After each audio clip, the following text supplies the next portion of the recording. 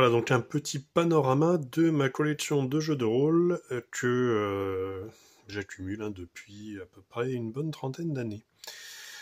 Alors, on peut regarder déjà, vous pouvez voir ici, la boîte rouge de Donjons et Dragons, donc qui est un des jeux de rôle avec lesquels j'ai commencé à jouer. Je crois que la boîte est sortie en 84, ça c'est la traduction française.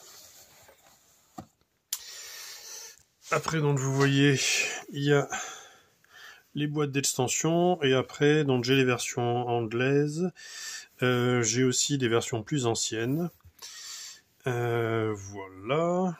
Donc là, toujours chez TSR, on a donc Top Secret, donc la première édition, la deuxième édition. Là, donc le jeu de rôle de science-fiction de TSR, Star Frontier, qui date des années 80 aussi, à peu près après Grand Buster.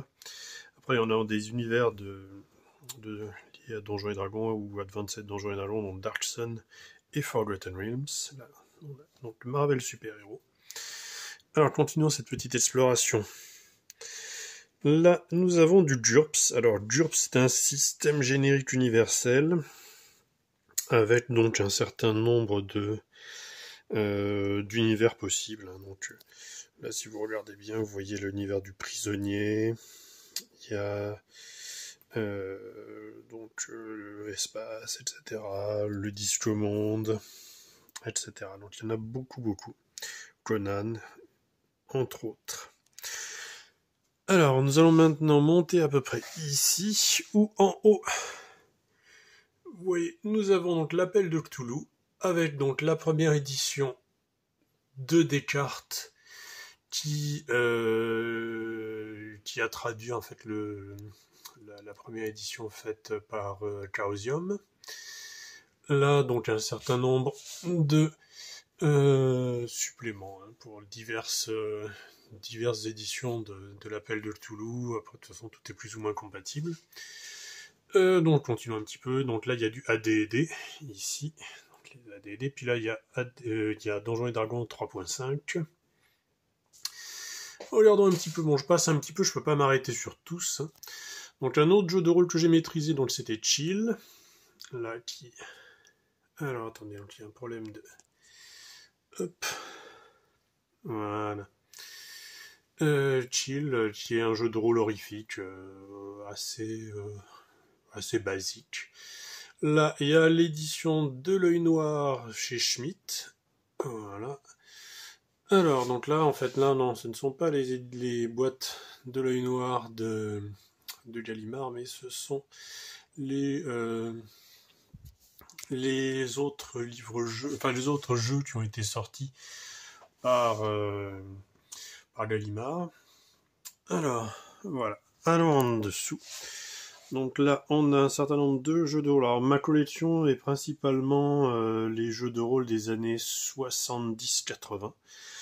Au niveau collection. Après, il y a un certain nombre de jeux des années 90, 2000. Et depuis quelques temps, j'ai recommencé donc à maîtriser pas mal des nouveaux jeux, en fait. Et ce qui m'a permis de changer. Donc, je vous montre un petit peu tout ça. Donc là, on a des jeux de rôle, notamment celui-ci. Alors, Man, Myth and Magic, qui est de Brennan, qui est celui qui avait fait les livres-jeux Un loup ardent, pour ceux qui se souviennent. Donc après, il y a un certain nombre de jeux de rôle. Ça, c'est un jeu assez rigolo, en fait. C'est un jeu de rôle chrétien évangéliste qui a été fait dans les années 80, donc j'en ai parlé dans une vidéo. Dragon Quest. Ah, je vais vous montrer celui-là parce que c'est sûrement une des plus belles couvertures de jeux de rôle qui a été faite. Voilà. Powers on Peril. Elle est magnifique en fait cette couverture. Le jeu de rôle Powers on Peril, donc ça fait partie du jeu de rôle des années 80 avec un système assez lourd de création, etc. Enfin, vraiment, c'était la période où il y avait beaucoup de jeux avec des règles super lourdes. Je l'ai lu, je n'y ai pas joué parce que c'était trop compliqué. Et puis bon, il y a un certain nombre de jeux que j'ai, c'est surtout pour la collection. Alors voilà, bon, on va, donc Swordbearer, ça ne fait pas partie de Fantasy Games Unlimited, mais la deuxième, une des éditions suivantes de Swordbearer est sortie chez Fantasy Games Unlimited. Et donc à partir de là, on a toute une série de jeux de rôle qui est de la compagnie qui s'appelle Fantasy Games Unlimited. Vous voyez on voit le petit logo de Fantasy Games Unlimited. C'est deux personnages qui sont en train de jouer aux échecs. Voilà. Alors, c'est Fantasy Games Unlimited, c'est une compagnie qui a été créée par un type qui s'appelle Scott Bizarre, qui a la compagnie fonctionne toujours en fait. Alors c'est quelqu'un qui à la fois a fait beaucoup pour le jeu de rôle, mais en même temps a eu un certain nombre de problèmes avec au niveau des droits d'auteur par rapport aux auteurs qui ont édité chez lui, parce que il a gardé les droits de pas mal des jeux de rôle qu'il a sortis. Et donc certains auteurs ont eu du mal à récupérer leurs droits pour faire des nouvelles éditions. Voilà. Alors, donc Land of the Rising Sun, c'est un jeu de rôle qui se passe au Japon médiéval. Gangster, c'est un jeu de rôle gangster. C'est sur des mercenaires. Donc là, Bushido. Alors, c'est marrant parce qu'ils ont sorti à peu près en même temps deux jeux de rôle sur la thème du Japon médiéval. Bon, à part que celui-là est vraiment le Japon médiéval classique, en fait. Bushido, par contre, ils ont appelé ça, en fait, le pays nippon. Et c'est un Japon médiéval fantastique, où il y a des créatures fantastiques et tout ça. Ça a été un étendard, un standard au niveau du jeu de rôle japonisant à l'époque. Donc Other Sun, c'est un jeu de rôle assez sympa avec, disons, avec des espèces de furies dans l'espace. Chivalry and Sorcery, alors ça c'est un grand classique. Donc là on a la première édition de Chivalry and Sorcery. Donc ça a été un petit peu un concurrent de Donjons et Dragons qui avait la réputation, Chivalry and Sorcery avait la réputation d'être extrêmement détaillé, extrêmement complet au niveau de sa description de la période médiévale. Et c'est en effet le cas. Hein. Par contre, bon, vous avez vu comme c'est écrit super petit. Hein. Il faut pas avoir un début de presbytie. Alors on continue. Donc là, on a Space Opera, qui lui aussi a été un peu un standard dans les années 70, début 80, au niveau du Space Opera, hein, de tout ce qui est un petit peu. Donc ils ont sorti une quantité astronomique donc, de scénarios. Alors je vais vous montrer les couvertures parce qu'elles sont sympas. Donc là, ça c'est la première édition, avec cette espèce de couverture bleue assez maladroite, mais moi j'aime bien en fait, hein, c'est les couvertures de cette époque, il y a un côté justement maladroit, assumé. Hein, Après donc la deuxième édition, en fait c'est pas tout à fait la deuxième édition, c'est la deuxième et demie en fait, parce qu'il y a eu entre temps une autre édition avec une illustration un petit peu différente avec un extraterrestre moche là qui a été viré, ils ont refait la couverture. Voilà, bon, on sent quand même l'inspiration Star Wars. Alors, voilà, je vais pas tout passer, hein, donc Wild West et les pirates, etc. Ça, c'est un jeu de rôle PsyWorld, que j'ai maîtrisé beaucoup quand j'étais beaucoup plus jeune. C'est un des jeux de rôle qui m'a permis d'apprendre l'anglais, en fait, parce que je l'ai eu. Là, vous avez la boîte que j'avais quand j'étais gamin. Et donc, comme vous avez vu, elle a pris l'eau, elle est bien fatiguée. J'ai réussi à me procurer une nouvelle boîte qui est dans un parfait état. Alors, continuons. Donc, Flashing Blades, donc les 3 mousquetaires, c'est un jeu de rôle sur la thématique des mousquetaires. Aftermath, c'est le standard, ça a été le standard des jeux de rôle post-apocalyptiques. Donc, très très bon. Très très compliqué à maîtriser. Violent and Vigilant, là aussi, c'était un jeu de rôle sur les super-héros, qui est pas mal du tout. Bon, moi, j'ai jamais été tellement fanatique de tous les jeux de rôle super-héros. C'est pour ça, par exemple, PsyWorld, où les personnages ont des super-pouvoirs, me plaisait mieux, parce qu'en fait, le principe, en fait, est lié, en fait, au pouvoir psionique, et donc, Les personnages n'ont pas besoin de s'habiller avec des capes et des trucs comme ça. En fait, c'est plus une malédiction qu'une bénédiction. Daredevil, un excellent jeu sur la thématique un peu à la Indiana Jones. D'ailleurs, la couverture est un petit peu inspirée. Voilà, hop. Voilà, donc là, c'est un petit peu tout ce que j'ai en Fantasy Games Unlimited. Voilà, c'est une compagnie que j'aime beaucoup et j'essaye, et on m'en manque encore quelques-uns, j'essaie de me les procurer.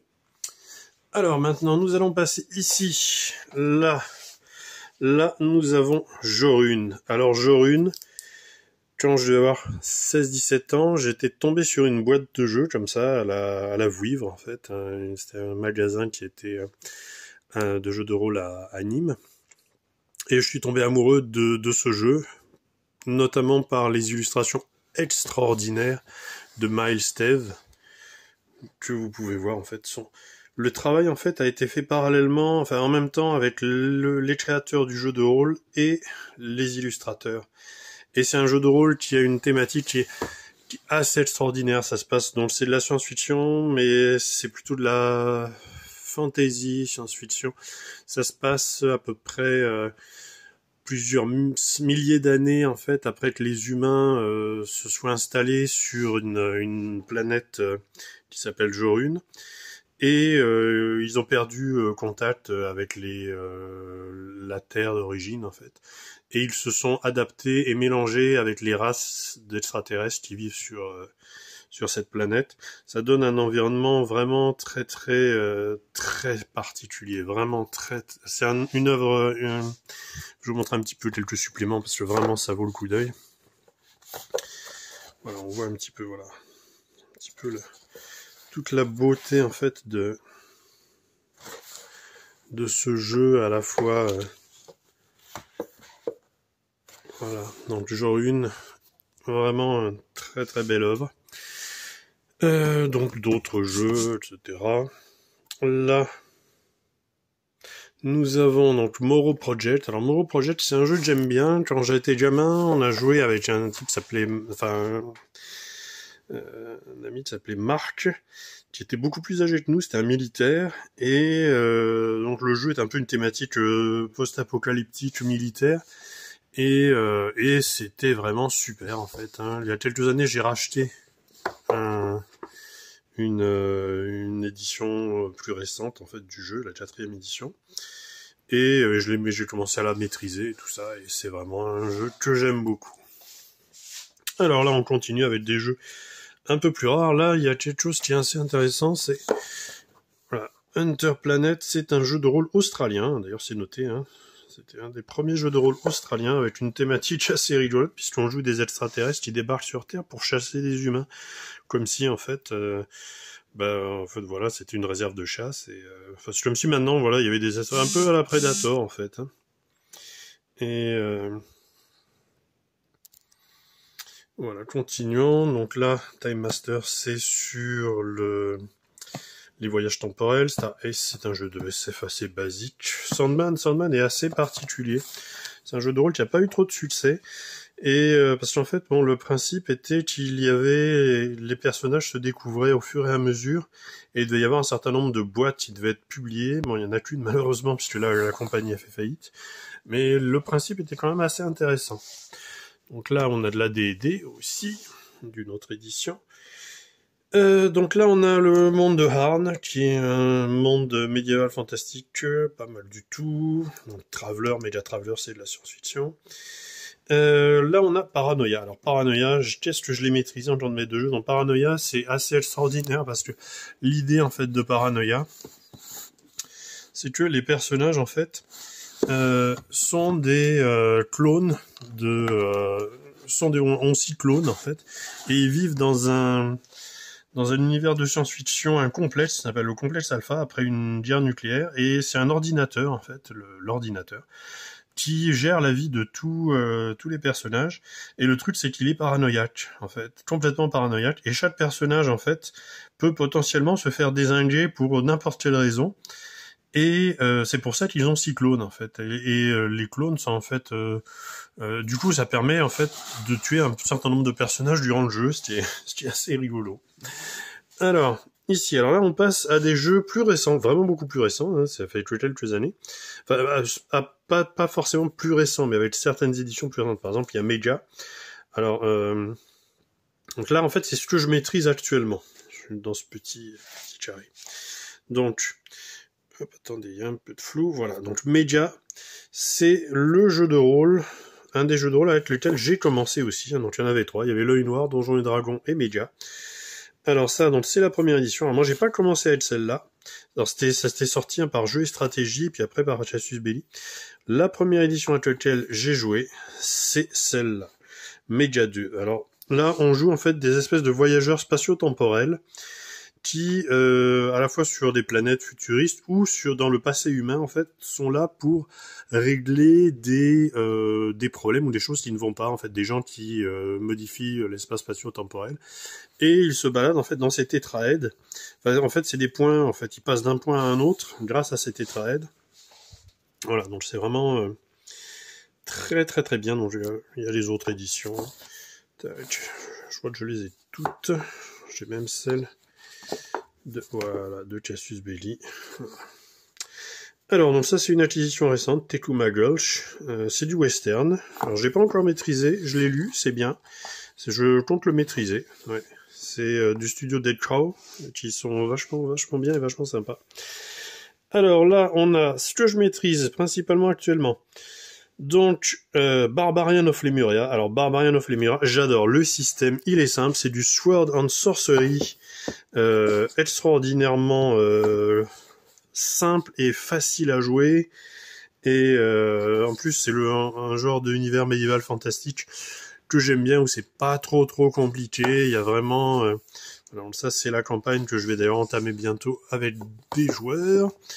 Voilà. Là, ça, c'est des personnages que j'aime bien, c'est les Kalukan. Ceux qui les connaissent comprendront que c'est des personnages assez rigolos. Là, après, on a Colonial Gothic. Alors, Colonial Gothic, alors oui, juste un petit truc. Tous les dessins, là, c'est d'Emmanuel Roudier. Emmanuel Roudier, qui est vraiment quelqu'un de très talentueux, et il fait d'ailleurs aussi les illustrations pour... Tiens, je l'ai rangé à l'envers. Pour Colonial Gothic, alors pas sur la couverture, mais les illustrations intérieures. Donc là, on peut en voir quelques-unes. Voilà. Et donc, voilà, donc après Barbarian of Lemuria, donc c'est Colonial Gothic que je maîtrise. Alors Colonial Gothic, ça se passe dans les colonies françaises au niveau vers 1750, au Canada, Québec, etc., Nouvelle-France. Et c'est à la fois avec les affrontements contre les Anglais, mais aussi face à des forces fantastiques et tout ça, qui peuvent ressembler de près ou de loin à tout ce qui peut être un peu Cthulhu et tout ça, enfin sans être vraiment ça en fait. Après là, on a Tales from the Loop. Alors Tales from the Loop, bon, je pense que tu as peut-être entendu parler, parce que maintenant il y a même une série qui va en être faite, enfin qui en a été tirée. On joue principalement des gamins dans les années 80 qui se retrouvent confrontés à des phénomènes étranges et tout ça. Bon, c'est un petit peu lié un peu au revival, un peu comme Stranger Things. Et là, il y avait eu un supplément, ce qui se passe en France, en fait. Voilà. Alors, voilà, on va continuer notre exploration. Donc, voilà, passons ici. Alors là, qu'est-ce que j'ai? Donc là, j'ai... Pour ceux qui connaissent les livres dont vous êtes le héros, là j'ai le jeu de rôle Loup Solitaire. Alors là, je l'ai maîtrisé pendant un petit moment. C'est un jeu de rôle... j'aime beaucoup l'univers de Loup Solitaire. J'ai commencé à faire Loup Solitaire, et c'est parti des livres-jeux que j'aimais vraiment beaucoup quand j'étais gamin. Et le fait qu'ils en aient fait un jeu de rôle, ça m'a permis de me replonger là-dedans. Après, donc, bon, continuons, on a les défis fantastiques et tout ça... Voilà. Après, si vous voyez que je les ai rangés un petit peu par là, c'est que c'est pas forcément ceux que je maîtrise le plus. Hein, là, c'était vraiment ici, là, ceux que je maîtrise pour l'instant. Après, il y a beaucoup de jeux que j'aime bien et tout ça. Alors là, donc, on a Silly au trône de fer. Et là, on a donc l'œil noir. Donc là, vous voyez, c'est avec l'œil noir que j'ai commencé ma maîtrise. Voilà, ça, c'est avec ce jeu, voilà, que tout a commencé, en fait. Hop. continue. Alors là, il y a les nouvelles éditions de l'Œil Noir, donc ça continue. Hein, je les ai reçues il y a pas très longtemps. J'avais aussi l'édition, la 4e édition en anglais, et bon, la 5e en anglais aussi, en attendant que j'attendais que la version française arrive. Alors, en dessous, là, donc là, nous avons Warhammer, donc Warhammer que j'ai maîtrisé aussi pas mal, en fait. Hein. Donc Warhammer qui est aussi un des standards du jeu de rôle des années 80-90. Voilà, après, bon, il y a un certain nombre d'autres jeux que j'ai maîtrisés, pas forcément. Voilà, c'est plus, voilà, certains univers, en fait, que j'ai pris aussi parce que j'avais des amis qui le maîtrisaient, donc, par exemple, comme Ars Magica, et ça m'intéressait d'en savoir un peu plus sur l'univers. Alors, on remonte. Là, donc là, nous avons du Battletech et les techno-guerriers. Donc, si vous voulez jouer des types qui sont dans des gros robots qui en combattent d'autres et tout ça, ou des filles hein, aussi. Hop, c'est ça. Donc, Space Master et Rollmaster. Rollmaster, c'est aussi un jeu. Il faut aimer les tables, il faut l'aimer calculer. Space Master, c'est sa version dans l'espace. Hein. Voilà, après. Donc, là, on a Traveler 2300. Donc Traveler 2300, c'est un jeu de rôle de science-fiction qui est pas mal du tout, qui a pas eu le succès escompté. Il y a une deuxième version qui a enlevé le Traveler, en fait, qui a gardé juste 2300 After Death. Et c'est un jeu de rôle qui est intéressant parce que, au niveau de la science-fiction, on a souvent des planètes ou des trucs comme ça qui s'affrontent et tout ça. Ben là, en fait, c'est un petit peu comme si c'était au début. Et là, c'est des nations humaines, en fait, qui se sont installées dans l'espace. Il y a notamment, la France, en fait, a toute une série, enfin, la France est un petit peu l'antagoniste dans le jeu, puisque la France s'est constituée un empire dans l'espace, et ils sont un petit peu les méchants du jeu, hein, plus ou moins. Alors, donc là, Twilight 2000, alors ça n'a rien à voir avec des vampires. Hein. On joue des soldats au moment de la 3e guerre mondiale, c'est des Américains qui sont basés en Pologne, en fait, quand éclate la 3e guerre mondiale. Donc alors, c'est pas un jeu post-apocalyptique, puisque ça se passe pendant, en fait. Voilà. Alors là, on a Cyborg Commando, donc c'est considéré comme un des plus mauvais jeux de rôle qui ait jamais été fait. Et ça peut se comprendre, hein. Et donc on joue des espèces de cyborgs. Alors bon, j'ai fait une vidéo dessus. Je voudrais aller la voir en fait parce que c'est assez délirant. Donc là on a Cream Fighter si on veut jouer des inspecteurs de police. Judge Dredd d'après la bande dessinée. Voilà, continuons.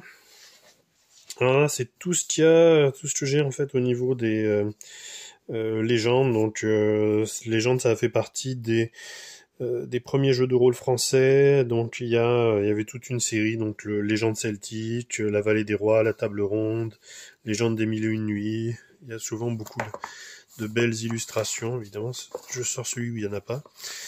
Voilà. Alors, ça, Tuev's World, alors ça c'est quelque chose d'assez sympa. C'était d'après des séries de livres publiés aux États-Unis et avec un univers en fait qui est spécial, enfin d'une ville en fait où il y a principalement des voleurs et c'est tout un univers lié aux guildes de voleurs. Et ce qu'il y a de bien en fait, c'est que à l'époque ils ont sorti ça avec l'adaptabilité à plein de jeux de rôle différents.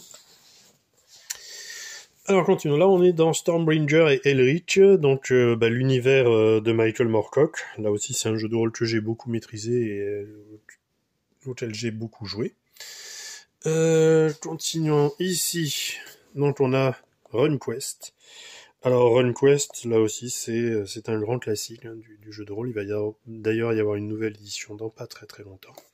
Hawkmoon aussi, là aussi d'après Michael Moorcock. Continuons.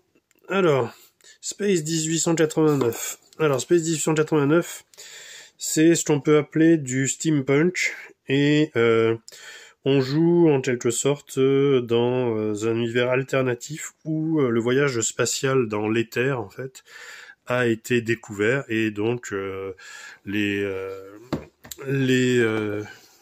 toutes les grandes puissances ont pu commencer à envoyer des vaisseaux un petit peu partout.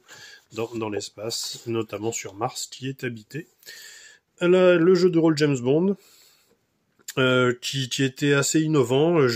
J'aimais bien quand j'étais gamin, je dois dire que c'est plus trop mon truc en fait, hein, tout ce qui est James Bond et tout ça, je les garde plus oui, plus pour les avoir en fait, mais voilà. Ghostbuster, le Ghostbuster, c'est vraiment cool parce que c'est un jeu alors bon, c'est un jeu de licence, hein, mais en même temps, il a amené des innovations au niveau des règles de jeu de rôle qui sont toujours pertinentes maintenant, en fait, hein. Donc c'est vraiment un jeu de rôle très très sympa, très chouette. On va juste faire un petit tour en bas. Là, il y a un petit peu de... Bon, c'est des modules et tout ça. Il y a du Pathfinder ici. Voilà, revenons ici. Alors, donc là, on a du Star Trek Doctor Who. Là, on a Cyberpunk. Voilà, Thor et tout ça. Là, Talislanta, qui est pas mal aussi. Et continuons. Voilà, donc ici, donc on a l'ultime épreuve, le premier jeu de rôle français. Voilà, donc... hop, en fait c'est celle-ci, la première édition.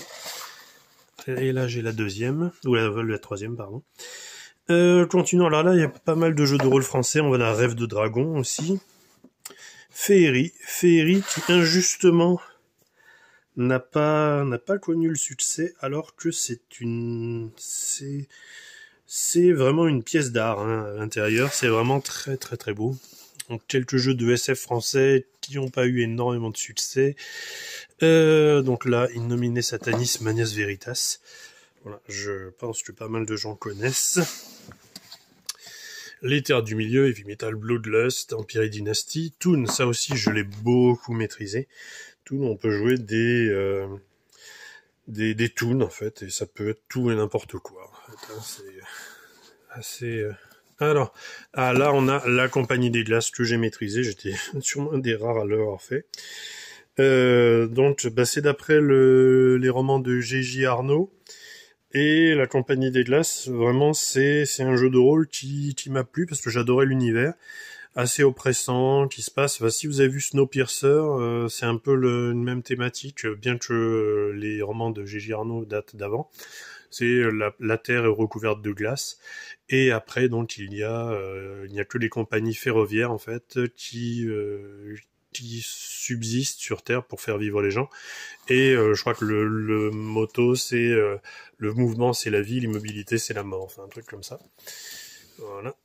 Hurlement, on a un jeu aussi qui est vraiment bien, qui est beaucoup dans l'ambiance. Les Divisions de l'ombre. Voilà, donc là je vous ai fait un petit topo un petit peu de toute cette collection, donc il y a un petit peu de tout. Voilà. Et on va terminer voilà, sur la boîte de Metzner. Voilà.